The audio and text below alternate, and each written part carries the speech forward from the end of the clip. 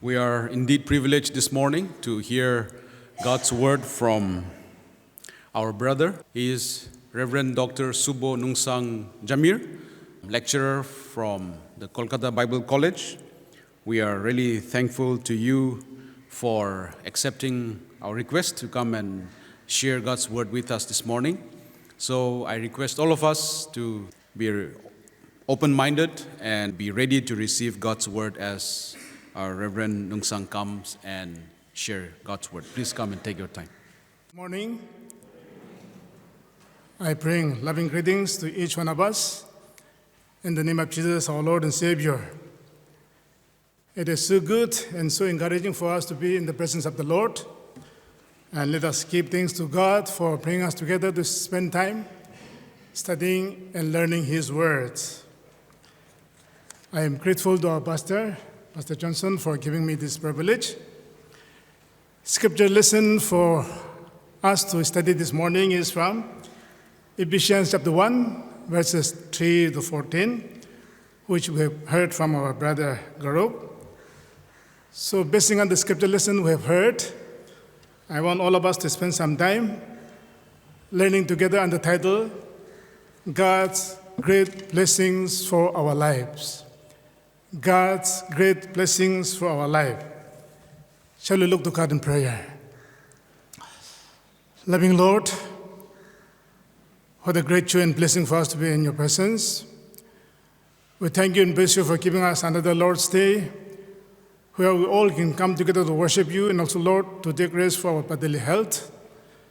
Thank you for bringing us together in this manner, O Lord, as we study your words. We need your help, we need your guidance. Speak to us and lead us. In Christ's name, we pray. Amen. As we study the Bible, each book in the Bible has its own special theme and message. So for Ephesians, as we study the book of Ephesians, St. Paul states its theme and message from chapter 1, verse 3. And the main theme and message of Ephesians is the Christian's riches in Christ. So this morning, as we look at the book of Ephesians, from this book, we are going to learn the source of our blessings, the scope of our blessings, and also the sphere of our blessings. And as we open our Bible and study the Word of God this morning, St. Paul's message about blessings has a great significance to his readers, people who were living in Ephesus, because Ephesus was considered the Bank of Asia during the time of St. Paul. And this morning, our title is God's Great Blessings for Our Lives. And as we open our Bible and study the Word of God, we are going to look at an amazing passage from Ephesians, which will richly show each one of us how we are greatly blessed in Jesus Christ our Lord. So in this passage, as we see God's ultimate plan and purpose, we are learning that it is through Jesus Christ, our Redeemer, not because of who we are, not because of anything that we have done to please our Lord, but it is all because of what Jesus, our Lord, has done for each one of us. Some people have called the book of Ephesians God's love letter to the church. And as individuals, as we read this book, let us remember that it is God's love letter to each one of us as we live as His people in this world. If we look at the book of Acts, chapter 18, verses 18 to 21, chapter 19, verse 1, and chapter 20, verse 31, we are learning that toward the close of his second missionary journey, St. Paul left Greece, came to the city of Ephesus, and then went to Antioch. And on his third missionary journey, he returned to Ephesus and ministered there for 3 years. Consequently, he was well acquainted with the Christian congregation in Ephesus, and that is how he was writing this message of God's blessings to the believers in that church. And he later wrote the book of Ephesians, probably while he was a prisoner at Rome in his rented house, about AD 61 and 62. And as we study the Word of God this morning, the doctrinal as well as the ethical content of this letter involves issues relevant to all Christians at any time, not only to the people who were living during the time of Jesus, but even to us today, as we are facing so many challenges in life. 2020 is gone, and God in His mercy has given us another year, 2021.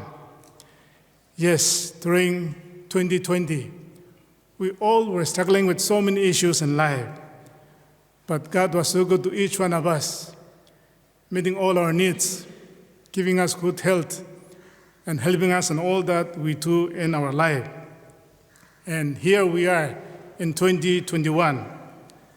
And as we start another happy year, let us pray and hope that the Lord will minister to us, the Lord will help us so that we will continue to enjoy His blessings in all that we do.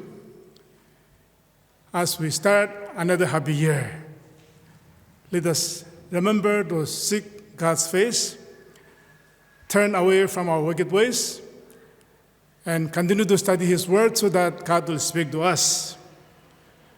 Talking about the importance of God's Word in our life, Gori Den Boom says, when we need safety, God's Word is a place to hide. When we desire direction, God's Word is a guide. If we obey, God will show us His way, and His way is true joy. St. Paul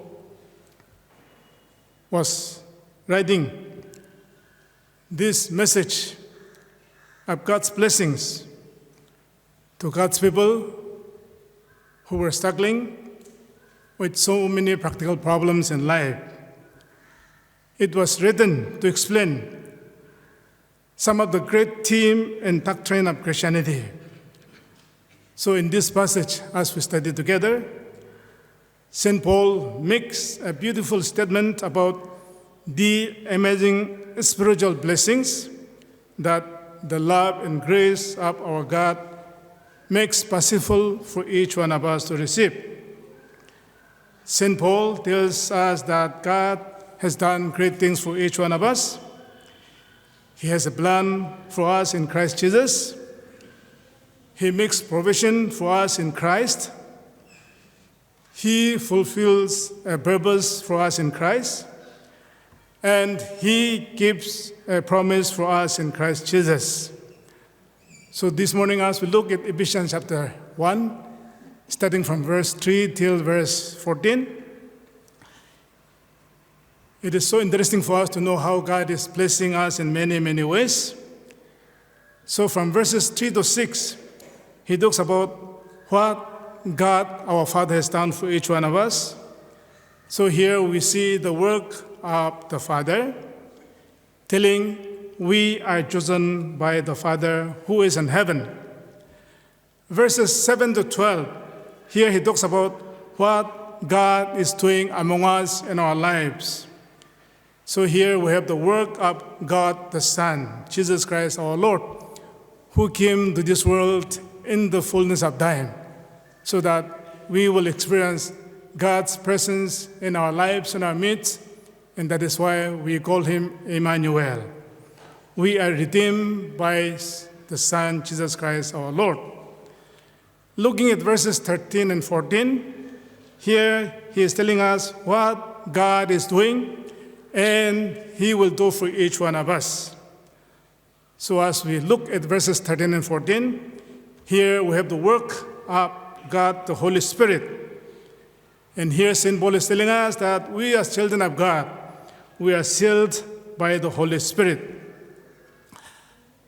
Before we come to verse 3 following, if we look at verses 1 and 2, here we have the salutation. So following a brief salutation, St. Paul starts his epistle with an expression of praise to God for the spiritual blessings that are in Christ Jesus our Lord. No other person, no other system, no other guideline in our life but Jesus alone. So in this doxology, we have a list of blessings divided into 3 sections. And I want all of us to look at all the 3 sections to learn what are the blessings we all are receiving from God our Father. The first section describes those blessings related to the Father who is in heaven. The second section focuses on those blessings in relation to Son, Jesus Christ our Lord. The third section describes blessings related to the Holy Spirit, our Comforter. As we all know, and as we have been learning, God is the Creator. He is all-powerful. He has a plan, and He will carry it out. He is our strength and our place of safety. Our hope comes from Him. Yes, God is our loving Father. He gives His promises. He turns bad into good for us. He protects us. He answers our prayers. And above all, He is good not only today, but all the time. 1998, after we got married at Mok Chung Don Baptist Church, my wife and I were planning to come to Calcutta. And as we were preparing to come here, we had a time of prayer, and my father was telling us that, Nungsang and Adi, God is going to help you. God is going to bless you. You are going to enjoy God's blessings and all that you do. So make sure that you commit your lives to the Lord. Live your lives in the way the Lord wants you to live, and surely you will enjoy God's abundance. I'm here in Calcutta for the last 24 years, and my wife is here for the last 22 years. And God was so good to each one of us, blessing us in many ways. My dear friends, this morning as we look at Ephesians chapter 1, verses 3 to 14, let us remember that our God is in control, and He will accomplish His plan for each one of us. The lesson today points out how God achieves this miracle in our lives. So the first section is the work of God the Father, verses 3 to 6. Here the Word of God is telling us that we are God's chosen people, chosen for Him, chosen in Christ Jesus, chosen for eternity, and chosen to be holy. Because without holiness, no person shall see the Lord. And as we look at this scripture lesson, St. Paul addressed his letter to the saints and believers in Christ Jesus at Ephesus. The 2 words he uses here are very encouraging for us to remember. Believers in Ephesus were called saints, and the Greek word translated saints literally means holy ones. So when we say we are disciples of Jesus, we are believers, that means we are holy ones. And it was one of his favorite designations for Christians.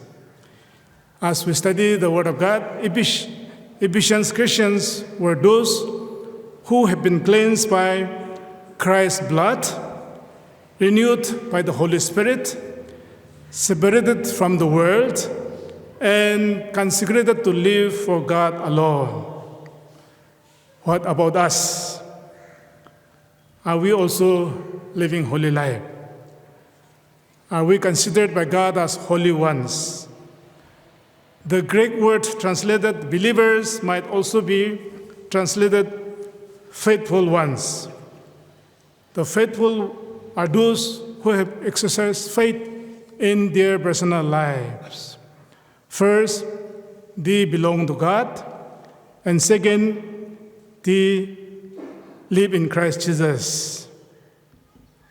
St. Paul then greeted the Ephesians by wishing for them God's grace and peace. Both grace and peace are said to be from God our Father and Jesus Christ our Lord and Savior. Yes, if we look at John chapter 1 verse 17 and Ephesians chapter 2 verse 14, we see how grace and peace are available to each one of us because of our loving Father and Jesus Christ our Lord. And St. Paul is telling to each one of us that God is the one who has blessed us with every spiritual blessing. If we look at the wall, we have the name Adoniram Judson. He was one of the early Baptist foreign missionaries. As he was serving the Lord in Burma, the Myanmar now, he endured terrible trials in his mission as he was working for the Lord. He was tortured and imprisoned. He lost his wife and children. So he was struggling in his life. And knowing his very critical situation, one of his friends asked him how he was feeling. And Adoniram Judson said, as bright as the promises of God. Our God is in control. He loves us. He cares for each one of us. God alone is the source of heavenly resources for all of us as we live as His people in this world. God used us to be our Lord and Savior, and He wants us to be holy and blameless before Him so that we will continue to experience His blessings in all that we do. The Greek word holy means to be set apart to God. And blameless means without blemish. And as we look at Ephesians, St. Paul is using words which are so encouraging, so comforting, and so fascinating, so that we will continue to remember those words and live our life in the way the Lord wants us to live. So what are the blessings we are receiving from God the Father? Here St. Paul is telling, Christians enjoy many blessings from the Lord. We are ordained by God.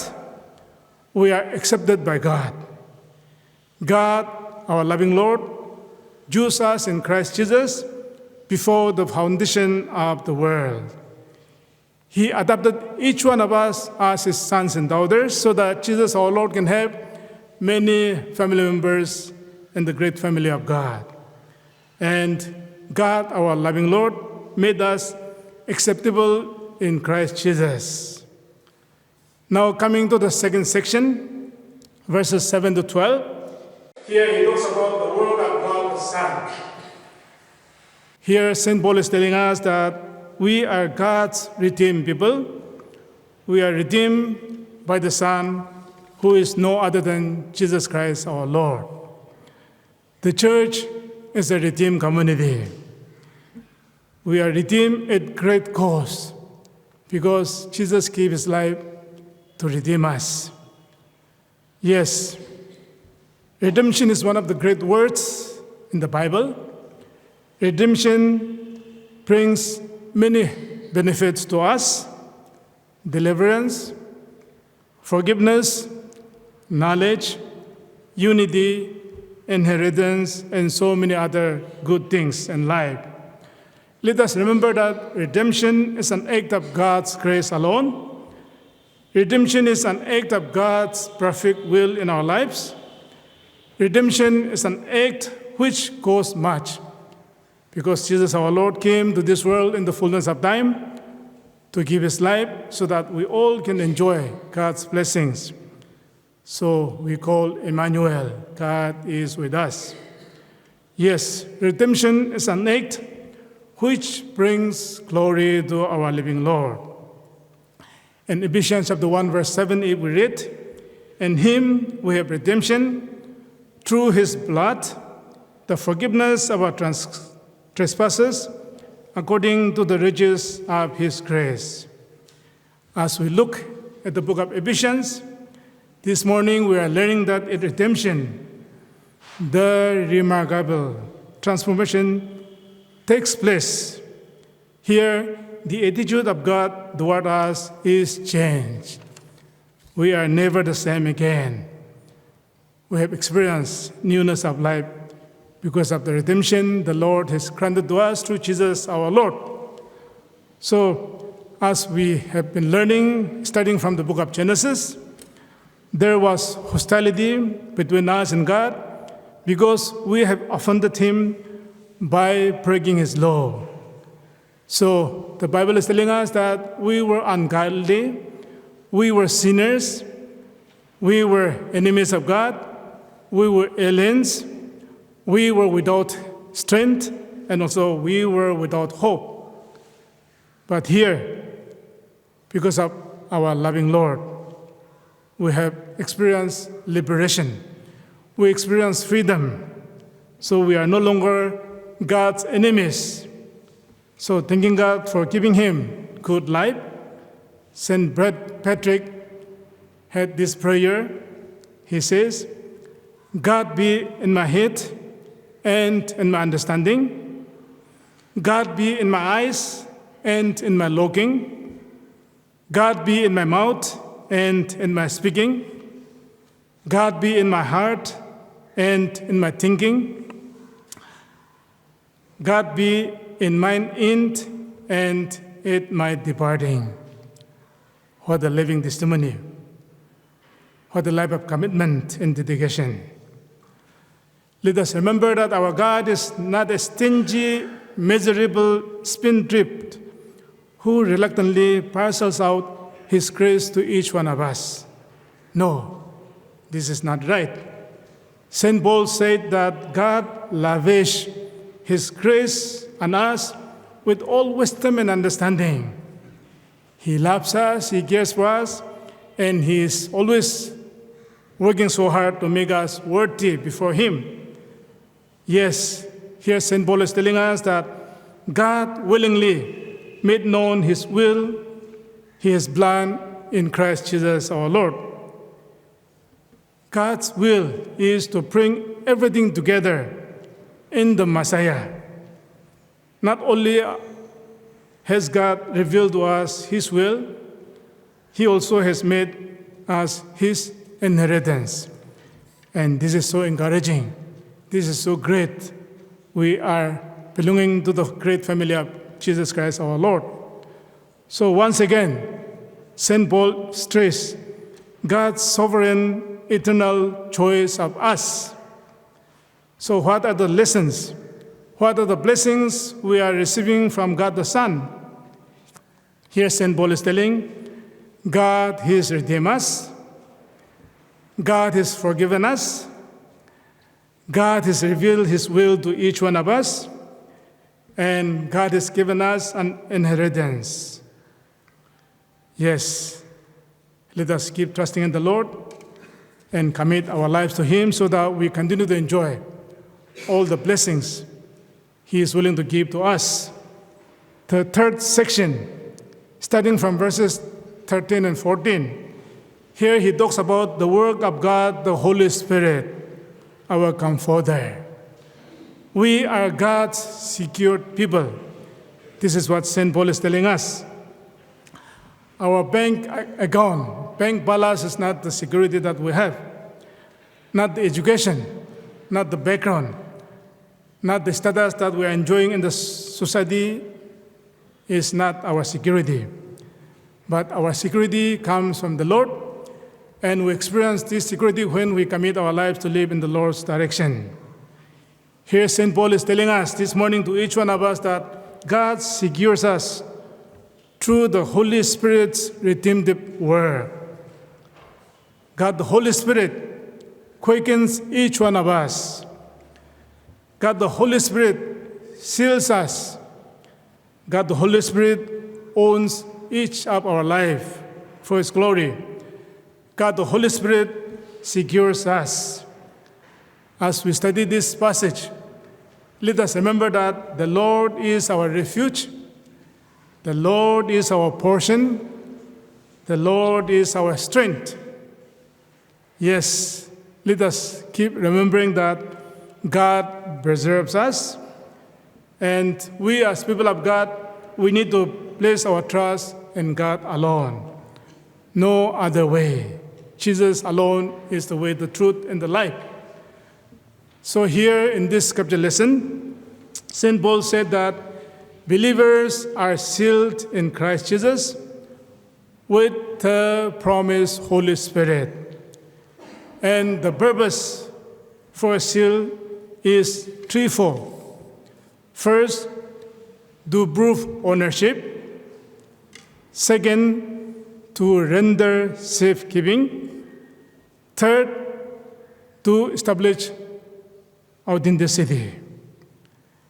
As we listen to the Word of God from St. Paul this morning, we are learning that God gives us the Holy Spirit to seal us in Christ Jesus, our Redeemer, thus establishing our authenticity as His heritage, proving that we belong to Him, and rendering us secure in Jesus, our Lord.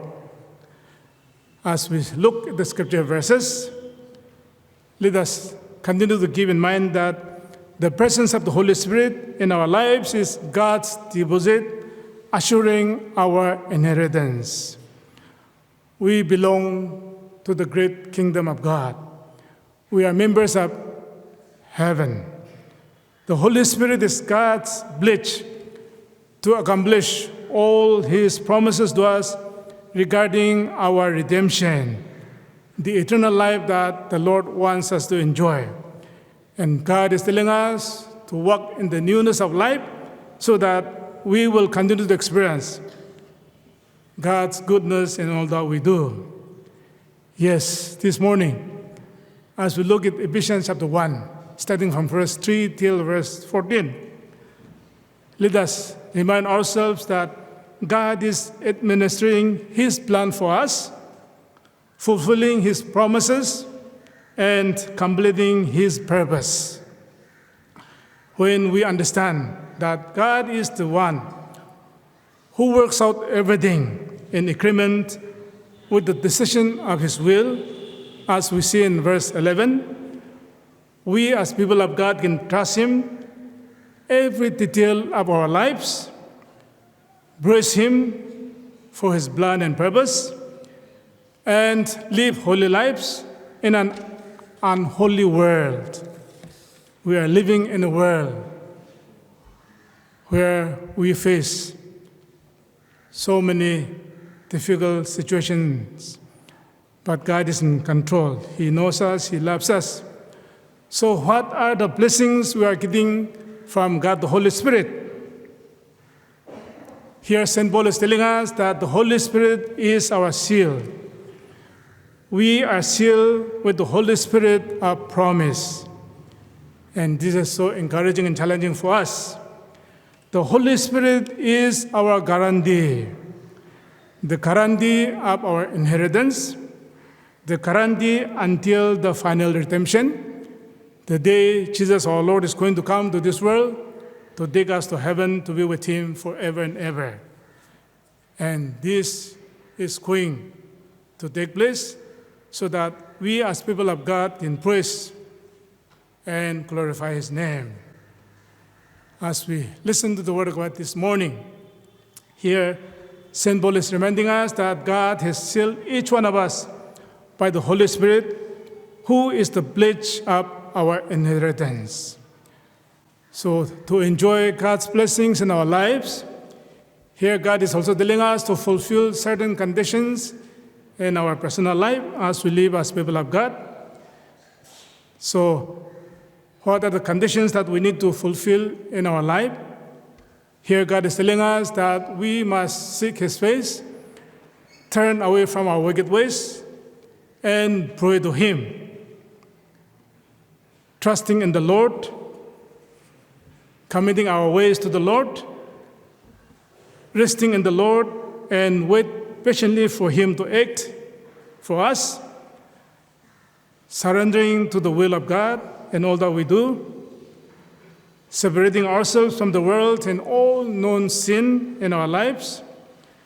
And we also need to be spiritual mindedness people so that God will use us. So this morning, as we look at Ephesians chapter 1, verses 3 to 14, what are the biblical truths we are learning? First one, God has chosen each one of us for Himself to be holy and blameless in Christ Jesus our Lord. Secondly, God redeemed us through the blood of Jesus Christ our Lord. Third, the presence of the Holy Spirit in our lives secures our salvation. And the ultimate purpose of God's plan for us is the praise of His glory. Yes, if we want to enjoy God's blessings in our lives, we as people of God must be willing to know His will and obey Him. May God bless each one of us. Thank you.